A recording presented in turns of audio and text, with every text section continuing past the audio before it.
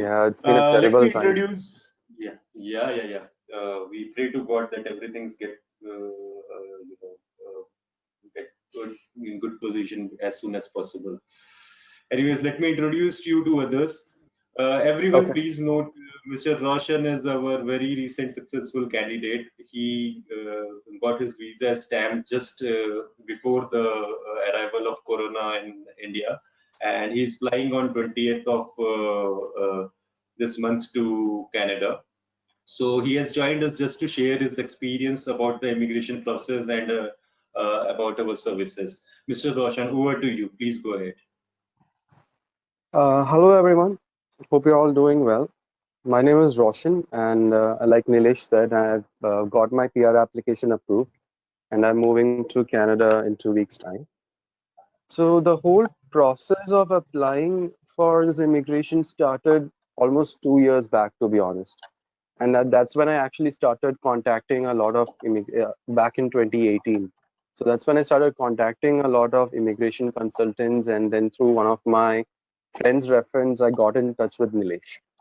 So even with the first conversation I had with him, I was quite impressed.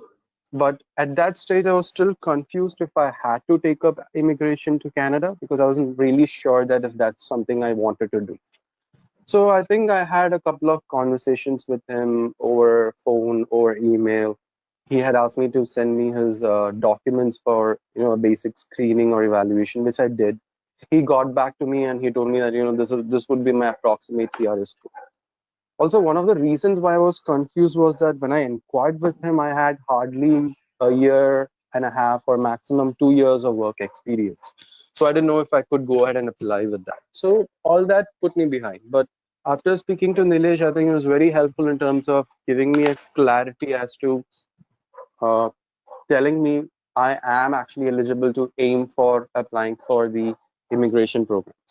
So this conversation went on for a while, and I gained the knowledge of what are the processes of IELTS, WES evaluation, like Nilesh, the credential evaluation, like Nilesh mentioned some time back, and so on.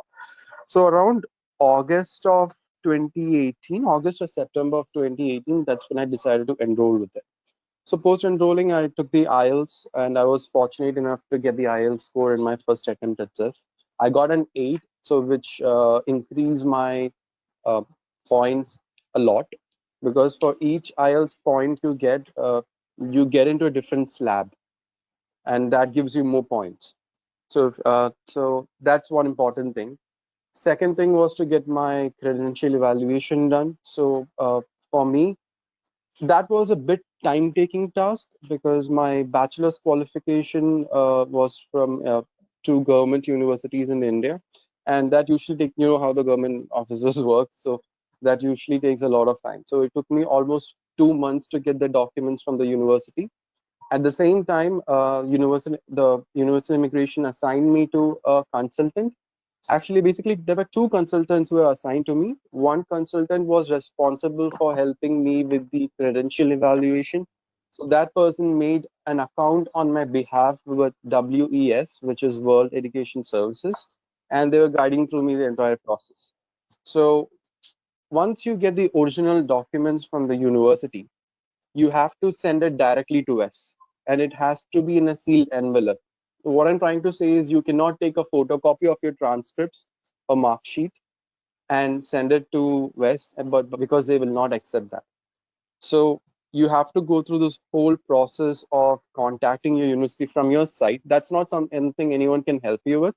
So you have to do that individually. You have to check if any of your past classmates have done that, or anyone from a university has done that in the past. Check with them how that's done.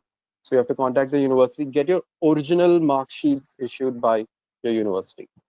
The university can either send it directly to us, or they can send it to your home address, and then you can then courier it to the university. So that's what I did because I wanted to make sure that all the documents were in place. So what I did was I ordered 2-3 copies of my academic mark sheets, and I opened one envelope to check if everything was fine, and I sent the other sealed envelope to the West. So IELTS and West is something that took time, and I had to gather all the other documents meanwhile to submit my initial application. So by August, I started with them, and by November, first week, I was able to submit my initial application.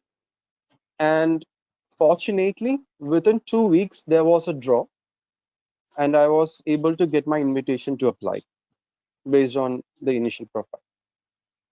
So I received my ITA on November 15th, and I had 2 months to submit my final application, which involved taking my medicals, taking my police clearance certificate, uh, my biometrics, and so on. So there are a lot of documentations that's needed at that time, and you have literally 2 months. So if you're someone who is working full time and this, so you'll have to be prepared for all of it. So one good thing for me was I think Nilesh and his team was always there to guide me through the process. I always thought, I could do it by myself. This process is a lot easier or something, but it's not always like that. You tend to come up with a lot of questions which you're not aware of. So it's always good to have a guiding mentor who can take you through all this process. And even a consultant was assigned to me just particularly for this application. Even she was very helpful, although there was a bit of a communication gap in between because I didn't get to meet them in person. I mean, which is not required when I look at it now, because I was working in Dubai when the whole application process was taking place. So I was conversing with them over emails and phone calls, and so it sometimes creates a communication gap. But if you're always upfront about anything that you want or how you want the process to be, I think it makes the process a lot easier. It's not much of a complaint; it's more of a constructive feedback. But ultimately, I think they did a wonderful job in terms of helping me. And in 2 weeks, in 2 months' time, by Jan 15th of 2019, I was able to submit my entire documents required for the application. And also, one more thing I forgot to mention, I applied for the FSW program, which is the Federal Skilled Workers Program, which is a bit different from the provincial nominee program. So, yeah. So post submission of the application, it normally takes 6 months. That's what they say. They normally take 6 months to get back to you with a decision. But in my case, what happened was it took more than 6 months. So I waited for 6 months, and it became 7 months, 8 months, 9 months, and it came close to 10 or 11 months. So it was a delay in processing from their side, CIC immigration side. So even that time, normally it's quite common for you to get stressed because you have gone through all this process. I mean, you're planning to leave your workplace and all that thing. So I think even then, Nilesh was always there to, give me that confidence to tell me that everything is fine and normally happens. You just need to wait; it will come through, and so on. So I think 10 months passed since my application went through. But then again, I received a second uh, invite for doing my medicals again, because my medicals was taken a year back and it has only a 1 year validity, and they asked me to redo it. So that was more like a good sign for me in a way, because at least I know they're not rejecting my application. They want me to do my medicals again, so there is a possibility that they might come back and give me an invitation. So in the 10 months of submitting my application, I did my medicals again.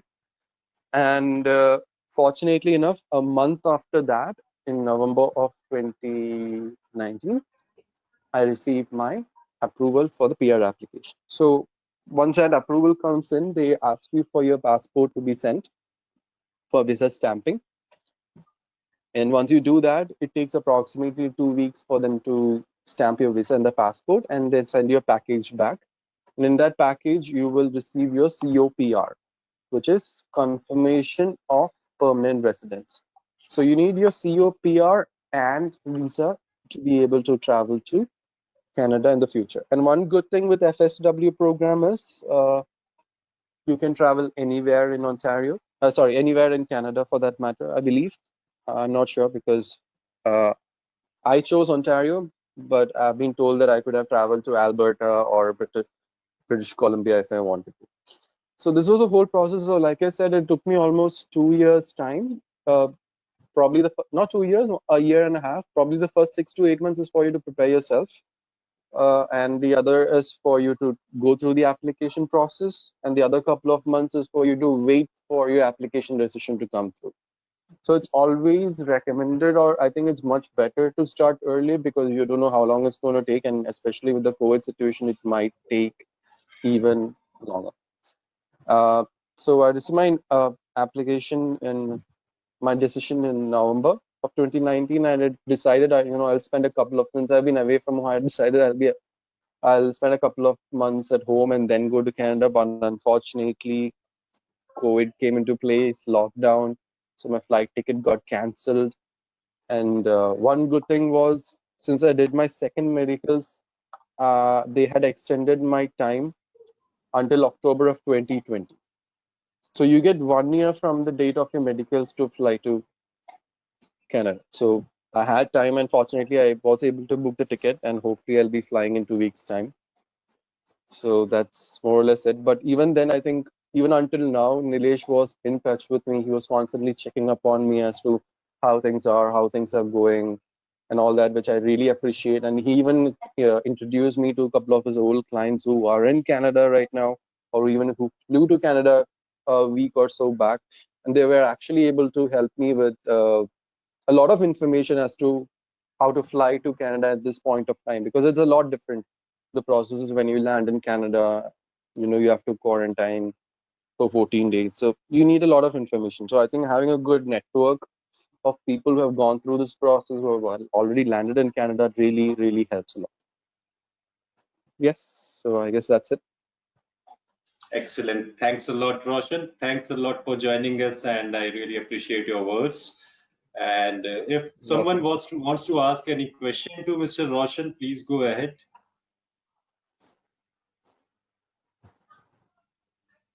No one? Okay. So this was the end of the webinar. That's all from my side. Now you people can get in touch with us and share your profiles, and we can have a personal discussion with you. As Mr. Gurpreet was asking few questions related to, pertaining to his own profile. All these things we cannot discuss with a lot of people. So we will be personally connecting with you one by one. You can share your profile, and we can discuss about your profile personally. Okay. Thanks everyone for joining, and have a great weekend ahead. All the best. Thank you, sir. Thank you. Sir, hello, sir. Thank you. Yeah, yeah. Who's Sir, this is this? Raghav. Yeah, Mr. Raghav. Yeah, good afternoon, sir. Yes, sir, I have little bit doubt regarding this IELTS, sir, actually. Hmm. Yeah, what is the doubt is actually to I'm trying to immigrate to Canada only. So, well, now they're showing like something points, PR points are around 400 and like that, na, sir. Right. The last cutoff was 478 a day Okay. ago. I mean, 5th of August. So my doubt is actually for 478 point means it is showing like that I'm not eligible. Why? Because we can't collect 478 points, no, sir. No, no, no. It's not like that you are eligible or not. You are eligible to apply, but you get the invitation depending on your cutoff. So, Okay, okay. who invited to you this webinar?